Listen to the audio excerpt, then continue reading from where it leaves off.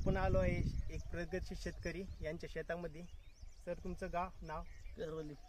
नाव नाव नाव मनोहर वारकड, राहणार करवली. Mobile number? 84 84 68 हं. 89 60 या. काका आपण हे HF9 म्हणून प्रोडक्ट वापरलेलं आहे कॉटनसाठी. तुम्हाला काय रिझल्ट आले? रिझल्ट चांगला आलाय.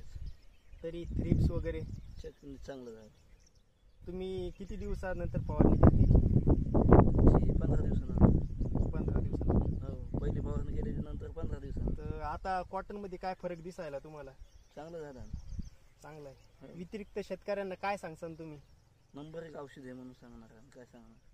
बरं बरं. अजून काही प्रतिक्रिया शेतकऱ्यांना प्रोडक्ट? त्याच्यामध्ये काय लयच कडूपणा आहे. तंबाखू पण खाता येत नाही त्यांना. अच्छा अच्छा. हो. बरं. तर हा इतका कडू आहे म्हणजे याच्या एवढं कडू दुसरं औषध कोणतंच नाही. नाही का? तर तुम्हाला काय काय जाणवलं अजून की पिकामध्ये काय बदल झाला? काय काय कोणते समजा रोग कळा चांगली आली ना, रोग गेला समजा त्याचा. रोग गेला? व्यतिरिक्त शेतकऱ्यांना काय सांगसान अजून तुम्ही? हा प्रोडक्ट वापरायलाच वापरायलाच पाहिजे. पाहिजे. हो. ठीक. धन्यवाद.